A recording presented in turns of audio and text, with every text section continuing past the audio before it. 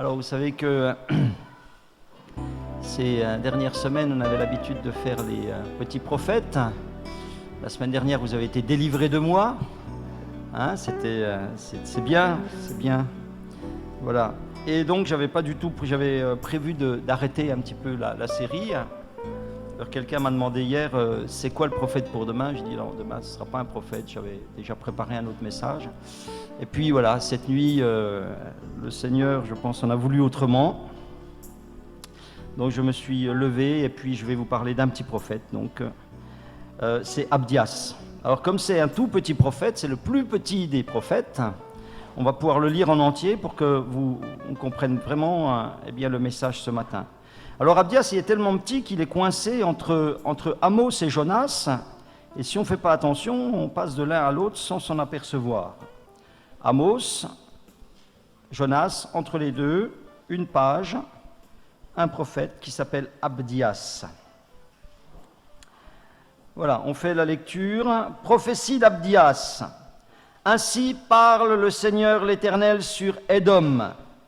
Nous avons appris une nouvelle de la part de l'Éternel et un messager a été envoyé parmi les nations. Levez-vous, marchons contre Édom pour lui faire la guerre. Voici, je te rendrai petit parmi les nations, tu seras l'objet du plus grand mépris. L'orgueil de ton cœur t'a égaré, toi qui habites le creux des rochers, qui t'assieds sur les hauteurs et qui dis en toi-même, qui me précipitera jusqu'à terre. Quand tu placerais ton nid aussi haut que celui de l'aigle, quand tu le placerais parmi les étoiles, je t'en précipiterai, dit l'Éternel. Si des voleurs, des pillards viennent de nuit chez toi, comme te voilà dévasté, mais enlèvent-ils plus qu'ils ne le peuvent ? Si des vendangeurs viennent chez toi, ne laissent-ils rien à grappiller ? Ah, comme Ésaü est fouillé, comme ses trésors sont découverts. Tous tes alliés t'ont chassé jusqu'à la frontière. Tes amis t'ont joué, t'ont dominé. Ceux qui mangeaient ton pain t'ont dressé des pièges, et tu n'as pas su t'en apercevoir. N'est-ce pas en ce jour, dit l'Éternel, que je ferai disparaître d'Édom les sages et de la montagne d'Ésaü l'intelligence. Tes guerriers, ô Théman, c'est Ésaü, c'est la même chose, seront dans l'épouvante, car tous ceux de la montagne d'Ésaü périront dans le carnage. À cause de ta violence contre ton frère Jacob, tu seras couvert de honte et tu seras exterminé pour toujours. Le jour où tu te tenais en face de lui, le jour où des étrangers emmenaient captive son armée, où des étrangers entraient dans ses portes et jetaient le sort sur Jérusalem, toi aussi, tu étais comme l'un d'eux. Ne repaie pas ta vue au jour de ton frère, au jour de son malheur. Ne te réjouis pas sur les enfants de Juda au jour de leur ruine, et n'ouvre pas une grande bouche au jour de la détresse. N'entre pas dans les portes de mon peuple au jour de sa ruine. Ne repaie pas ta vue de son malheur au jour de sa ruine, et ne porte pas la main sur ses richesses au jour de sa ruine. Ne te tiens pas au carrefour pour exterminer ses fuyards, et ne livre pas ses réchappés au jour de la détresse. Car le jour de l'Éternel est proche pour toutes les nations. Il te sera fait comme tu as fait. Tes œuvres retomberont sur ta tête. Car comme vous avez bu sur ma montagne sainte, ainsi toutes les nations boiront sans cesse, elles boiront, elles avaleront, et elles seront comme si elles n'avaient jamais été. Mais le salut sera sur la montagne de Sion, elle sera sainte, la maison de Jacob reprendra ses possessions, la maison de Jacob sera un feu, la maison de Joseph sera une flamme, mais la maison d'Ésaü sera du chaume, qu'elles allumeront et consumeront. Et il ne restera rien de la maison d'Ésaü, car l'Éternel a parlé. Ceux du Midi posséderont la maison d'Ésaü, ceux de la plaine, le pays des Philistins, ils posséderont le territoire d'Éphraïm, celui de Samarie, et Benjamin possédera Galade.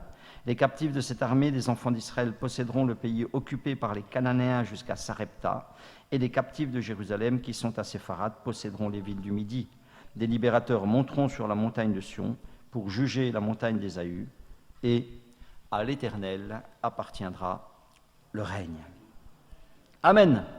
Voilà, je vais, parce qu'il y a quand même pas mal de choses à dire ce matin, vous dire que la formation principale, quand on regardait un petit prophète, c'était de le situer un petit peu dans son époque pour pouvoir bien comprendre le sens de la prophétie. Ici, nous n'avons aucune indication pour situer le ministère de cet Abdias dans le temps. Il y a beaucoup d'Abdias dans le Nouveau Testament. Habakkuk, on a dit que la dernière fois, c'était un prénom unique dans l'Ancien Testament. Abdias, il y a beaucoup d'Abdias, mais aucun des Abdias qui sont nommés dans l'Ancien Testament ne nous permettent de situer cet homme. On ne sait pas exactement à quel moment il a pu prophétiser. La seule indication que nous avons, c'est au verset 11, « Le jour où tu te tenais en face de lui, le jour où des étrangers emmenaient captif son armée, où des étrangers entraient dans ses portes et jetaient le sort sur Jérusalem. » Il est question ici de l'invasion de la ville de Jérusalem, mais quand on lit l'Ancien Testament, on sait qu'à partir du moment où le peuple d'Israël s'est installé dans le pays promis, il y a eu de nombreuses occasions où Jérusalem a été attaquée, pillée, et jusqu'à ce qu'à la fin, en 586, elle soit emmenée en captivité. On ne sait pas à quel moment de l'histoire d'Israël le Abdias fait allusion ici. Ce qui est important quand même, c'est de considérer, et je ne vais pas lire, on va dire peut-être Amos, juste, qui se trouve juste avant, Amos chapitre 1, verset 11.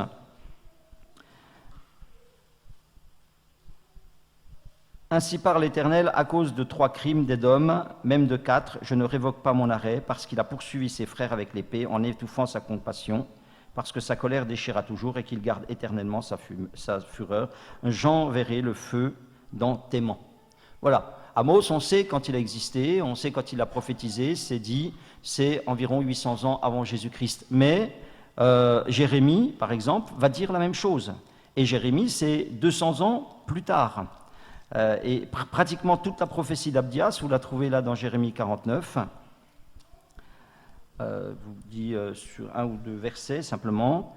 Voilà, 49, 9, Jérémie, sur Édom, verset 9. Et on voit que c'est au mot près les phrases qu'on a lues dans Abdias. Si des vendangeurs viennent chez toi, ne laissent-ils rien à grappiller? Si des voleurs viennent de nuit, ils ne dévastent que ce qu'ils peuvent. Ou encore au verset 16, voilà, ça correspond aussi à Abdias 3. Ta présomption, l'orgueil de ton cœur t'a égaré, toi qui habites le creux des rochers, qui occupes le sommet des collines. Quand tu placerais ton nid aussi haut que celui de l'aigle, je t'en précipiterai, dit l'Éternel. C'est des phrases qu'on a lues là tout à l'heure dans Abdias. Et ça, c'est 200 ans plus tard. Ça veut dire que y a, dans la parole de Dieu, il y a un problème. Il y a un problème entre Dieu et Édom. Et j'aimerais qu'on s'intéresse à cela et qu'on voit ce que ça peut apporter dans nos vies, parce que bon, l'histoire ancienne, c'est de l'histoire, on n'est pas là pour faire un cours d'histoire, on est là pour voir ce que la Bible peut apporter dans nos vies de chaque jour. Vous savez ce que dit l'apôtre Paul, il dit que toute écriture est inspirée de Dieu et qu'elle est utile pour enseigner, pour convaincre, pour corriger, pour instruire l'homme de Dieu, pour que vous soyez accomplis, pour que vous soyez eh bien, des hommes et des femmes de Dieu spirituels, vous soyez des hommes et des femmes de Dieu mûrs. Donc, je vais vous montrer que ce petit prophète, Abdias, qui lui n'a pas eu de versets qui sont devenus célèbres comme Habakkuk, lui, il n'y a aucun de ces paroles qui sont reprises dans le Nouveau Testament, hein, c'est resté là. Mais on va voir qu'il a quand même de grandes choses à nous apprendre pour notre vie spirituelle. Et on verra qu'il y a des leçons. Il y a vraiment une leçon en particulier très importante que chacun fera bien d'appliquer dans sa vie aujourd'hui.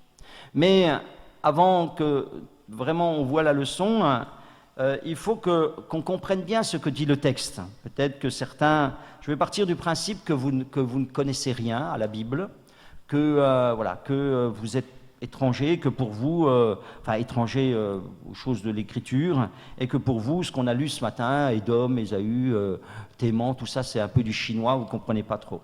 Alors, effectivement, qui est Édom? Qui est Édom? Il nous est dit que c'est une prophétie, ainsi parle le Seigneur, sur Édom. Hein, ce mot revient. Qu'est-ce que c'est que Édom? Là, on va trouver la réponse dans Genèse, au chapitre 36 et au verset 8. C'est une histoire ancienne. C'est une histoire ancienne. C'est une histoire qui a traîné sur plusieurs siècles. c'est important qu'on réalise que parfois des choses nous rattrapent au bout de bien des années. Il dit, Genèse chapitre 36, verset 8, « Ésaü s'établit dans la montagne de Séhir. » Ésaü, c'est Édom. Voilà. Donc on a une équivalence ici, il nous est dit que Édom, c'est Ésaü. Ésaü, c'est un homme. Qui est Ésaü? Certains peut-être le savent, d'autres ne le savent pas. On remonte, et Genèse chapitre 25, verset 25. Là, ça nous est dit clairement. Genèse 25, 25. Il est dit, le premier dont deux enfants naissent sont des jumeaux. Le premier sortit entièrement roux comme un manteau de poil. On lui donna le nom d'Ésaü. Ensuite sortit son frère, dont la main tenait le talon d'Ésaü. On lui donna le nom de Jacob. Voilà. Donc, quand on remonte à très loin dans les siècles, Édom, c'est un homme qui s'appelle Ésaü, qui est le frère jumeau d'un autre qui s'appelle Jacob. Et Jacob, c'est le père de la nation d'Israël. Donc, il faut comprendre d'une manière très simple que comme Jacob ensuite va donner naissance à des enfants et que ces enfants vont faire une nation qui est de la nation d'Israël, Ésaü, lui, va être le père d'une nation qui va s'appeler Édom. Donc, Jacob et Ésaü sont frères, mais, et si vous connaissez l'histoire, vous la connaissez, mais si vous ne la connaissez pas, on va se rendre compte que ce sont des frères qui vont devenir des frères ennemis. Ils vont devenir des frères qui vont se détester, et les nations qui sont issues de ces deux hommes, elles vont perpétuer cette inimitié, elles vont la perpétuer tout au long des siècles jusqu'à ce que ça attire la colère de Dieu contre Édom, et on verra exactement pourquoi. Donc cette prophétie d'Abdias, c'est une parole contre Édom. Pourquoi? Il le dit, Abdias chapitre 9, versets 9 et 10. Voilà, j'essaie de ne pas perdre ma page à chaque fois. 9 et 10, il dit « À cause de ta violence contre ton frère Jacob », verset 10, « tu seras couvert de honte. » Qu'est-ce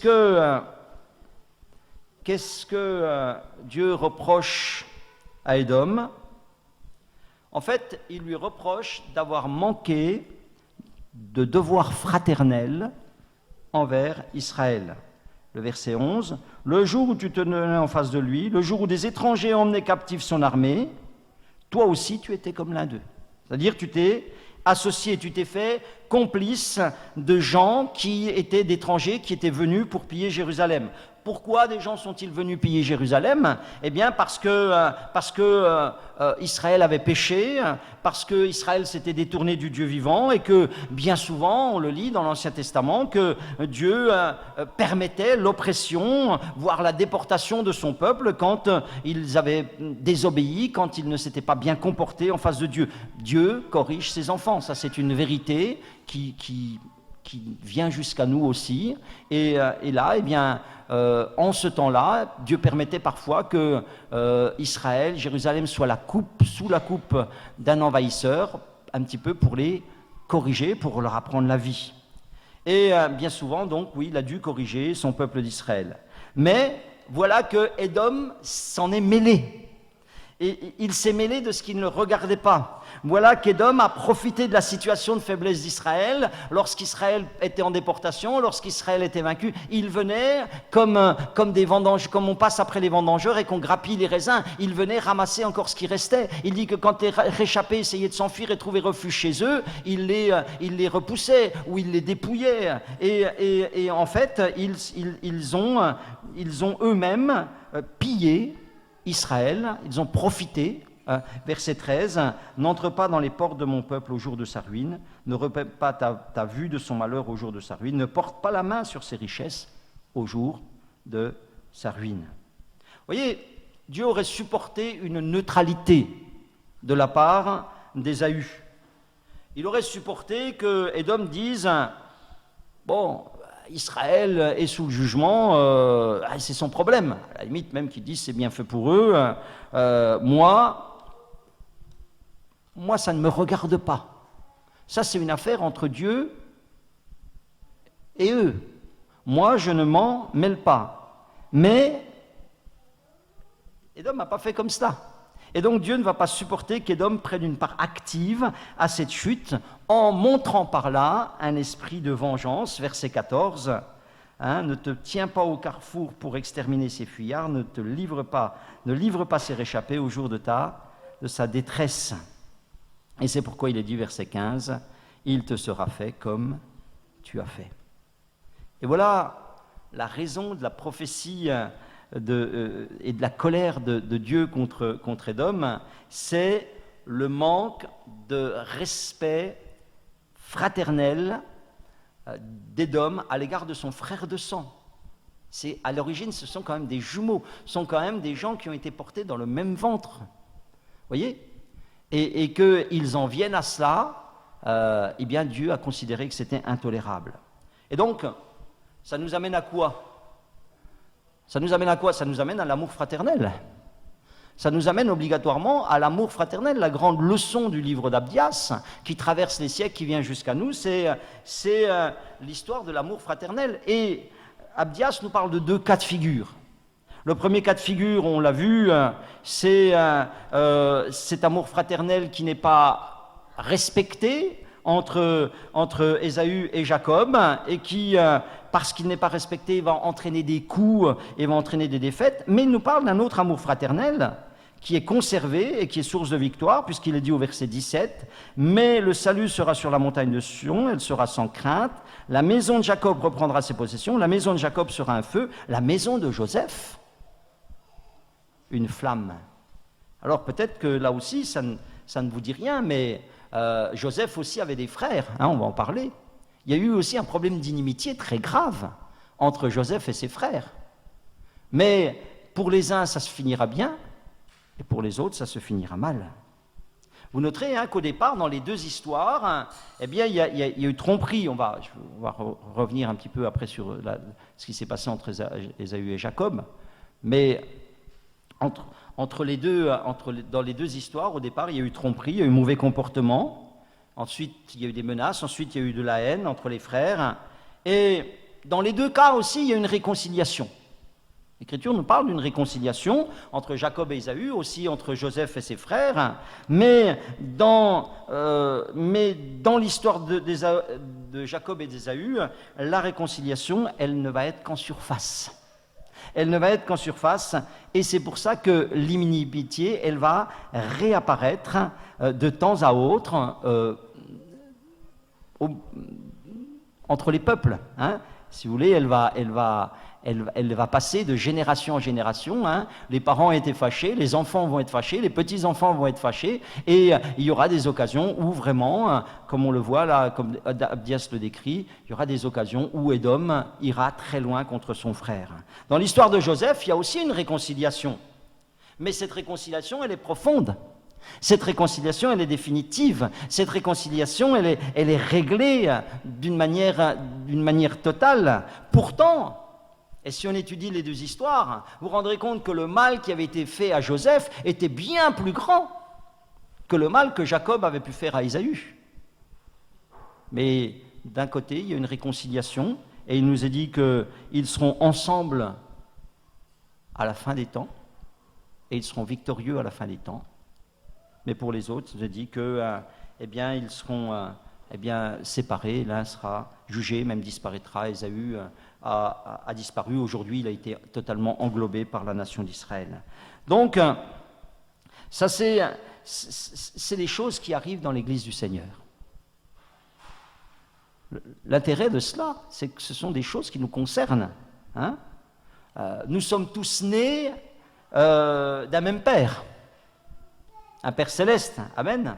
Nous sommes tous des frères de sang en Jésus-Christ. Amen. Vous comprenez ça? Nous tous ici, nous sommes frères et sœurs en Christ, ayant un même Père céleste, ayant un même frère qui s'appelle Jésus-Christ. Et la mésentente entre les uns et les autres, entre nous, elle peut exister. C'est dû au péché. Lorsque le péché est entré dans le monde, entre Adam et Ève, c'est dit qu'il y a eu inimitié. Et que entre les frères, entre les fils d'Adam et Ève, Caïn et Abel, les deux frères déjà, il y a eu un problème. Et ce problème-là, ça s'est mal terminé. Donc, il peut y avoir mésentente. Mais la mésentente ne doit pas tourner à la rancune, hein, comme du vin qui devient aigre et qui ensuite devient imbuvable. Parce que sinon, avec le temps, cette rancune, elle va nous amener à des mauvais comportements, hein, dont Dieu nous rendra responsables. Et même, et c'est le plus terrible, même si pourtant au départ on était victime. Entendez bien ce que je vous dis. Hein. Au départ, la victime entre Jacob et Ésaü, c'est Ésaü. Mais en finalité, parce que lui n'a pas soigné sa rancune, elle va se retourner contre lui. Il va être dit là, il te sera fait comme tu as fait. L'évangile de Matthieu nous dit que nous devons pardonner de tout notre cœur pour ne pas être traités avec rigueur par le Père Céleste. Amen. C'est une leçon, c'est une grande leçon d'amour fraternel qui nous est donnée ici. J'aimerais qu'on voit un petit peu en détail cette histoire au départ de Jacob et d'Ésaü et qu'on voit pourquoi et comment elle va dégénérer au long des siècles. On retourne dans Genèse, on ne perd peut-être pas Abdias. Voilà, vous pouvez revenir si besoin. Et on regarde là dans Genèse au chapitre 27. Genèse chapitre 27, verset 41. Voilà, c'est le départ, on va lire quelques versets. Ésaü conçut de la haine contre Jacob à cause de la bénédiction dont son père l'avait béni. Voilà, là vous avez la naissance de la haine qui est due en particulier à de la jalousie, parce que son frère a eu une bénédiction qu'il n'a pas eue.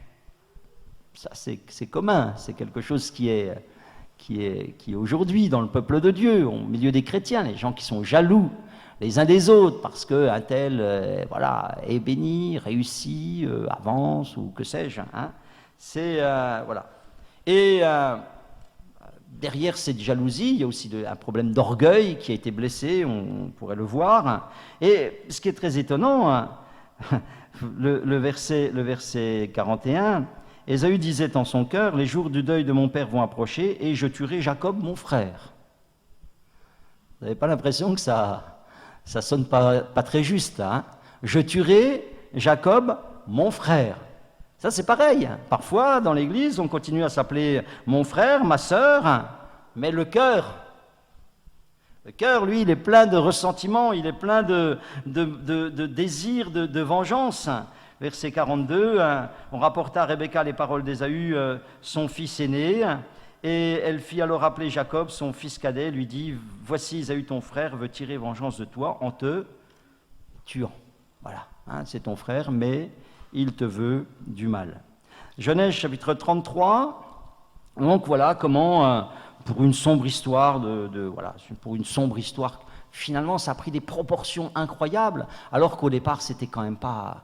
Il n'y avait pas mort d'homme, hein, il s'était volé, il s'était un petit peu roulé, quoi. Hein. Il n'y avait pas non plus de quoi en venir à ça. Mais ils en sont venus à ça. Chapitre 33, verset 1. Jacob leva les yeux et regarda, et voici Ésaü arrivait avec 400 hommes. Maintenant, c'est 20 ans plus tard, ça. Ça, c'est 20 ans plus tard. Ésaü arrivait avec 400 hommes. Il répartit les enfants avec Léa, Rachel et les 2 servantes. Il plaça en tête les servantes avec leurs enfants, puis Léa avec ses enfants, et enfin Rachel avec Joseph. Lui-même passa devant eux. Il se prosterna à terre 7 fois, jusqu'à ce qu'il soit près de son frère. Ésaü courut à sa rencontre, il l'embrassa, se jeta à son cou, le baisa, et ils pleurèrent. Voilà. Jacob n'était pas très rassuré à cause de l'histoire, il a dû partir en exil pendant 20 ans. 20 ans après, il retourne au pays. Il va falloir qu'il se confronte à son frère. Il ne sait pas trop comment ça va se passer. Puis finalement, le frère l'accueille pas trop mal. J'ai dit là qu'ils s'embrassent. Et en apparence, on va faire la paix. on va faire la paix, on dit, bon, c'est de l'histoire ancienne, c'est il y a 20 ans. Et puis, chapitre 36, verset 6, Ésaü prit ses femmes, ses fils, ses filles, toutes les personnes de sa maison, ses troupeaux, tout son bétail, et tout le bien qu'il avait acquis au pays de Canaan, et il s'en alla dans un autre pays, loin de Jacob, son frère. Voilà. On fait la paix, on met des distances, on met un peu des distances, des fois, c'est ce qu'il faut faire, hein. On met des distances, ça aide, mais le fait d'être obligé de mettre des distances, ça veut dire que le problème n'était pas totalement réglé. C'est une paix qui va être un petit peu achetée, négociée, chapitre 33, verset 11. Jacob lui dit, accepte donc mon présent qui t'a été offert, puisque Dieu m'a comblé de grâce, que je ne manque de rien. Il insista auprès de lui, et Ésaü accepta. Voilà. Ça veut dire que, bon, il n'y a pas de grâce dans tout ça. Il n'y a pas un pardon profond. Il y a un arrangement. Oui, j'ai eu 20 ans d'exil à cause de toi, ben voilà, je paye un petit peu ma faute. L'autre, il dit, bon, ok, j'accepte, et puis on va se mettre un petit peu à l'écart, comme ça, ben, il n'y aura pas trop de frottement. Et, mais on se rend compte qu'Ésaü, finalement, il ne va pas véritablement faire grâce. Vous savez, un peu comme ces gens qui vous disent, je pardonne. Ah, vous connaissez, hein? Vous connaissez, d'accord. Vous connaissez parce que vous pratiquez ou vous connaissez parce que vous l'avez entendu? Vous l'avez entendu, hein? Oui, parce que vous ne pratiquez pas. Bon. Nous avons besoin d'entendre et de comprendre et de recevoir la grâce. La grâce, c'est le pardon immérité de Dieu. Je dois pouvoir pardonner parce que Dieu m'a pardonné d'une manière inconditionnelle. Comprenez? C'est la grâce. Je dois intégrer profondément ce que c'est que la grâce que Dieu m'a fait. J'ai été pardonné sans aucun mérite. Je ne peux rien obtenir par mérite. Je ne peux pas négocier quoi que ce soit. Dieu me pardonne. Et c'est ce pardon. C'est pour ça que on ne doit pas dire aux gens, il faut que tu lui pardonnes. Parce que le pardon, ce n'est pas un truc qu'on a en soi. Mais c'est quelque chose qu'on peut donner quand on l'a reçu de Dieu. Le pardon qu'on peut donner aux autres, il est à la mesure de la compréhension qu'on a de la grâce de Dieu dans sa vie. Je vous le dis, hein. Moi, je dis jamais, parfois, vous savez, des gens, ils ont vécu des choses terribles dans leur vie. Moi, je dis jamais aux gens, il faut que tu pardonnes. Je leur dis, il faut que tu t'approches de Dieu. Il faut que tu comprennes l'amour de Dieu pour toi. Parce que c'est dans cet amour merveilleux que tu vas pouvoir trouver la force d'aimer ce qui n'est pas aimable et de pardonner ce qui parfois n'est pas pardonnable. Et de pardonner ce qui parfois n'est pas pardonnable. Genèse chapitre 35, verset 28. On suit encore cette histoire. Les jours d'Isaac furent de 180 ans, ça c'est le père. Il expira, mourut, il fut recueilli auprès de son peuple, âgé et rassasié de jours. Et Ésaü et Jacob l'enterrèrent. Voilà, on voit que les deux frères font ensemble les choses essentielles. Hein, ils sont dans les choses essentielles, ils sont là, mais la confiance, elle n'est jamais revenue. La confiance, elle n'est jamais revenue. On peut, ce matin, prendre la Sainte Seine ensemble. Mais peut-être que, voilà, on ne règle pas le problème, il y a une défiance qui demeure, etc. Et voilà ce qui va se passer. Donc ça, c'est le départ. Ça, c'est le problème de départ. Et voilà, les choses, elles auraient pu en rester là, mais, je vous l'ai dit, ça va passer de génération en génération. Hein, parce que, vous savez, des fois, on a une inimitié avec quelqu'un, mais on en parle à la maison. Et on bourre la tête des gosses avec ça. Des fois bah, les gosses, ils y sont pour rien. Les parents, ils ont eu un problème. C'est pas pour ça que les enfants doivent avoir un problème. Mais souvent, qu'est-ce qu'on fait? On essaye de gagner les gens à notre cause. Donc on embarque ces gosses. Et puis après, bah, ça se traîne. Ça se traîne. Et puis après, les petits-enfants. Mais là, ça a duré pendant des siècles. Pendant des siècles, quand Isaïe regardait Israël, il leur rappelait, il dit, oh, mais vous savez, à l'origine, je peux vous dire, quand même, on s'est fait rouler, hein, ils nous ont pris quand même ce qui devait nous revenir, etc. Vous savez, tout le pays qu'ils ont, ça devait être le nôtre, etc. Et ils ont mis ça dans le cœur. Et c'est devenu dans l'ADN du peuple. C'est devenu dans l'ADN du peuple. Et voilà ce qui va se passer 500 ans, maintenant on va aller 500 ans après après l'histoire de Jacob et d'Ésaü, dans le livre de Deutéronome au chapitre 2, verset 2. L'Éternel me dit, vous avez assez suivi les contours de cette montagne, tournez-vous vers le nord, donne cet ordre au peuple, vous allez passer à la frontière de vos frères, les enfants d'Ésaü. Et on pèse bien tous les mots, hein. Dieu dit, vous allez passer à la frontière de vos frères, les enfants d'Ésaü, qui habitent en Séhir. Ils vous craindront, mais soyez bien sur vos gardes, ne les attaquez pas, car je ne vous donnerai dans leur pays pas même de quoi poser la plante du pied. J'ai donné la montagne de Séhir en propriété à Ésaü.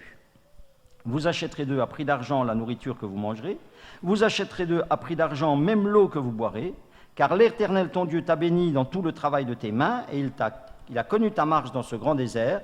Voici 40 années que l'Éternel ton Dieu est avec toi, tu n'as manqué de rien. Ici, pour ceux qui situent un petit peu l'histoire d'Israël, on est sorti d'Égypte, on a erré 40 ans dans le désert, et maintenant on est prêt de rentrer dans le pays promis. Seulement pour rentrer dans le pays promis, il faut passer par Édom. Il faut passer par Édom. Ce que je voudrais déjà relever de ce passage, c'est que Dieu n'avait pas pris seulement soin d'Israël. Il avait pris aussi soin d'Édom. Le verset 5 dit « J'ai donné la montagne de Séhir en propriété à Ésaü. » Je leur ai donné ça. Vous savez que Dieu n'est pas seulement notre Dieu, il est aussi le Dieu des autres. Est-ce qu'on peut comprendre ça aussi? Que Dieu, il n'est pas seulement notre Dieu. Souvent, vous savez, il faut qu'on comprenne que Dieu est le Dieu de gens qui ont des intérêts opposés, qui ont des vies différentes des nôtres. On croit que Dieu est notre Dieu et que notre façon de vivre et notre façon de penser, c'est la meilleure. Ça ne fonctionne pas comme ça. Dieu est le Dieu de Jacob, qu'il a traîné dans le désert, et il a fait un travail avec lui, et il est aussi le Dieu d'Ésaü, auquel il a donné une montagne, et il fait un travail avec lui. Parfois, lorsque les chrétiens ont des conflits, ça arrive, ils s'imaginent que Dieu choisit son camp. Et généralement, ils pensent que Dieu choisit leur camp. Hein? Voilà. Mais ça ne se passe jamais comme ça. Entendez ? Ça ne se passe jamais, jamais, je vous l'écris en majuscule, ça ne se passe jamais comme ça. Parce que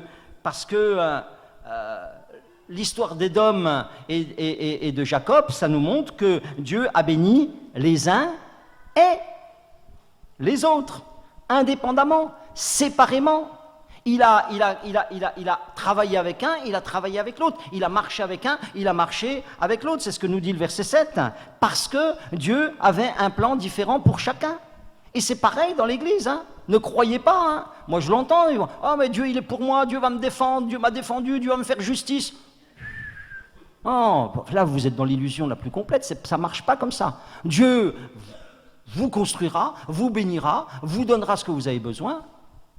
Mais il ne le fait pas par rapport. Ça ne marche pas comme ça. Et dans cette affaire, et on va aller plus loin, vous allez voir, c'est très intéressant quand même, c'est très intéressant. Dans cette affaire, Dieu aurait voulu, parce qu'il y a ça aussi, il y a ce que Dieu veut et il y a ce que Dieu peut. Oui, il est tout-puissant, mais avec l'homme, il n'est pas tout-puissant. Dieu, il aurait voulu que les choses se passent d'une certaine manière. Mais on va se rendre compte que les hommes et Édom, on a décidé autrement. Au verset 8, il est dit, donc Dieu leur dit, vous allez passer, vous allez devoir traverser, passer par Édom. Il dit, vous allez rentrer par là. Il dit, vous vous installez pas, tout ce que vous utilisez, vous mangez, vous payez, vous buvez, vous payez. Je ne veux pas d'histoire, vous ne profitez pas, vous ne faites que passer. Verset 8, nous passâmes à distance de nos frères, les enfants d'Ésaü qui habitent en Séhir, et à distance du chemin de la plaine. La distance qui existait entre Jacob et Ésaü lorsqu'ils étaient frères, elle n'a jamais été effacée. Pourquoi est-ce qu'ils sont passés à distance? Est-ce que vous savez pourquoi ils sont passés à distance? C'est très intéressant. Lisons Nombre chapitre 20. Nombre chapitre 20, verset 14. De Kadès, Moïse envoya des messagers au roi d'Édom pour lui dire, ainsi parle ton frère. Voilà, il faire rappel à une histoire. Nous sommes frères, nous sommes un peuple frère issu du ventre d'une même mère. Ici, ainsi parle ton frère Israël, tu sais toutes les souffrances que nous avons éprouvées. Nos pères descendirent en Égypte, nous y demeurâmes longtemps, mais les Égyptiens nous ont maltraités, nous et nos pères. Nous avons crié à l'Éternel, il a entendu notre voix, il a envoyé un ange et nous a fait sortir de l'Égypte. Et voici, nous sommes à Kadès, ville à l'extrémité de ton territoire. Laisse-nous passer par ton pays, nous ne traverserons ni les champs, donc c'est ce que la consigne que Dieu avait donnée, ni les vignes, nous ne boirons pas l'eau des puits, nous suivrons la route royale sans nous détourner à droite ou à gauche jusqu'à ce que nous ayons franchi ton territoire. Et Édom lui dit, tu ne passeras point chez moi, sinon je sortirai à ta rencontre avec l'épée. Les enfants d'Israël lui dirent, nous monterons par la grande route, si nous buvons de ton eau, moi et mes troupeaux, j'en payerai le prix, je ne ferai que passer avec mes pieds, pas autre chose. Il répondit, tu ne passeras pas. Et Édom sortit à sa rencontre avec un peuple nombreux et à main forte. Il a refusé le passage. Édom a refusé le passage. Pourquoi? Parce qu'il n'y avait pas de grâce. Et quand il n'y a pas de grâce, il n'y a pas de cadeau. Quand il n'y a pas de grâce, on ne fait pas de cadeau. Édom, il était dans son droit, et il s'en est tenu à son droit. Il a dit non, tu passes pas. C'est mon territoire, tu ne passes pas. Vous savez, la grâce, elle nous apprend à aller au-delà de nos droits. Ça aussi, c'est une leçon. Mais là, en tous les cas, Édom n'a pas voulu. Alors, devant le refus d'Édom de laisser passer Israël, Dieu n'a rien dit. Dieu n'a rien dit. Il a laissé Édom vivre son droit, il ne l'a pas forcé, et puis il est dit, verset 21, verset 4, il partit de la montagne d'Or par le chemin de la mer Rouge pour contourner le pays d'Édom. Dieu, il a contourné le problème. Vous savez que des fois, quand on ne fait pas ce qu'on a à faire, Dieu nous contourne. Voilà. Dieu nous laisse vivre. Il nous laisse vivre avec notre idée, il nous laisse vivre avec nos blocages, il nous laisse vivre avec nos... Il contourne. Il contourne. Mais ce que Dieu aurait voulu, c'est qu'il passe par là, ça aurait facilité son peuple, ça aurait béni le peuple qu'il ait laissé passer, il n'y aurait eu aucun problème.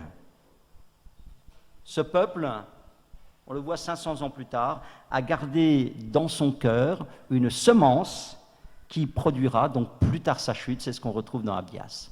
Et maintenant, et on va finir rapidement, Deutéronome chapitre 2 verset 5,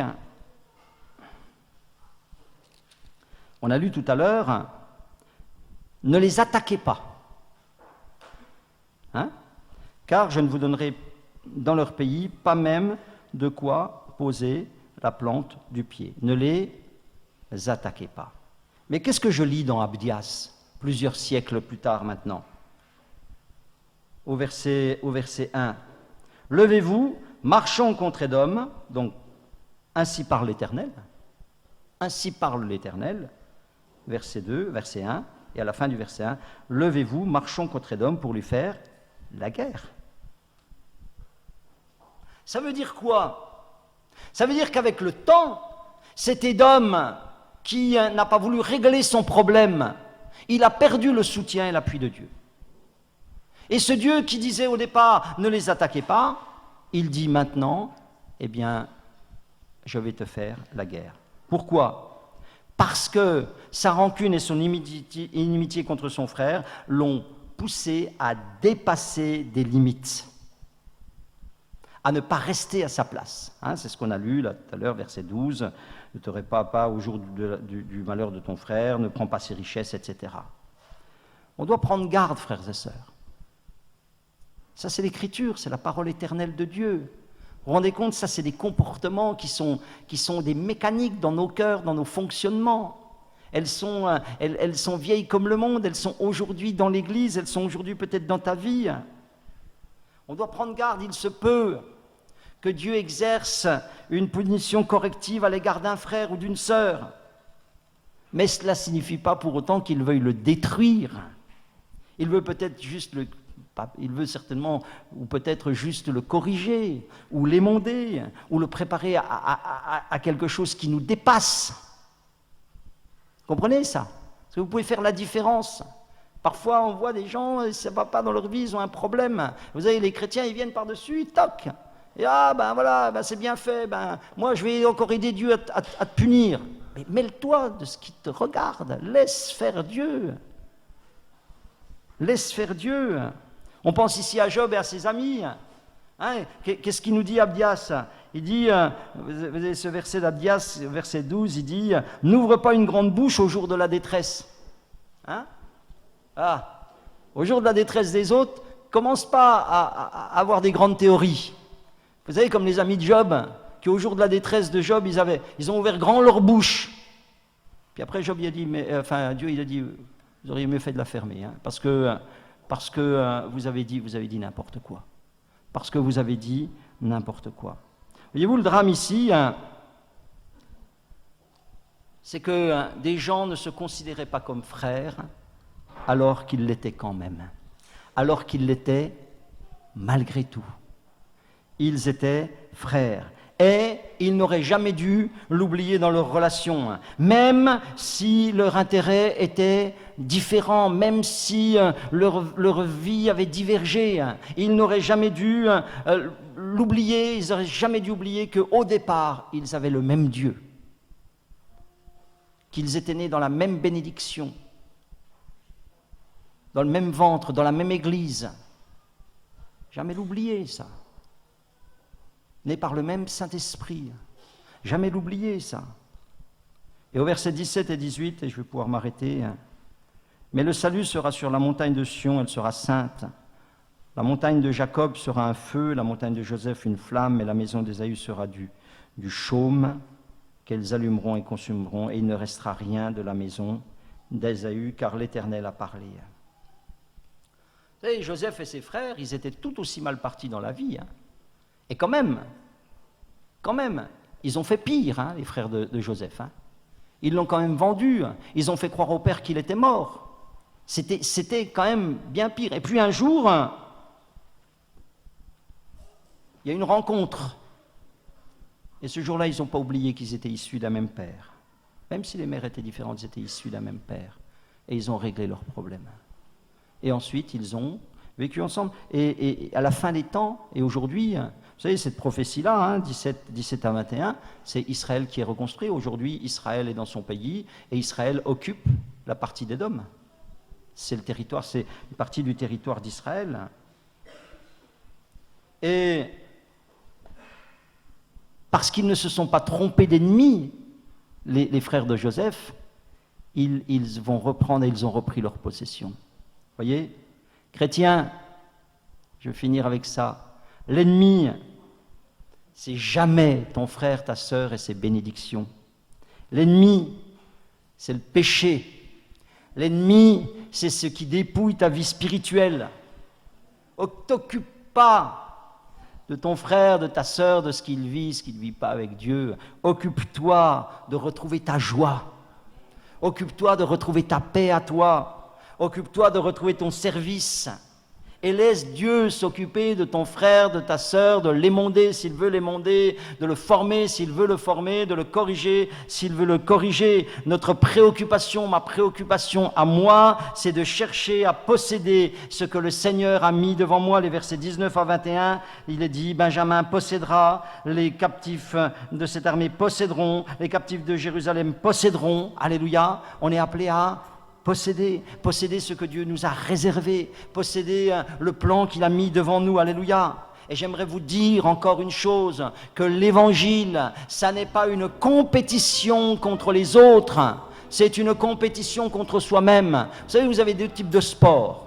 Vous avez deux types de sports. Vous avez des sports où vous avez une équipe contre une autre équipe. C'est quelque chose de frontal. Et puis, vous avez des sports, comme la course par exemple, où le type, il se bat contre le chronomètre. Il se bat contre lui-même. Peut-être après, il peut y avoir des gens qui courent en même temps que lui. Mais, basiquement, son combat à lui, c'est pas contre les autres, c'est contre lui-même. C'est ça, l'évangile. C'est ce genre de sport, l'évangile. C'est une compétition contre moi-même, pour posséder plus de sainteté, pour posséder plus de zèle, pour posséder plus de foi, pour posséder plus de fruits, alléluia, pour posséder plus de louanges, amen. C'est pour me dépasser moi, pas par rapport aux autres, mais me dépasser moi par rapport à ce que je suis, alléluia. C'est ça l'histoire d'Édom. C'est ça le livre d'Abdias. Que Dieu vous bénisse ce matin avec cette parole. Amen.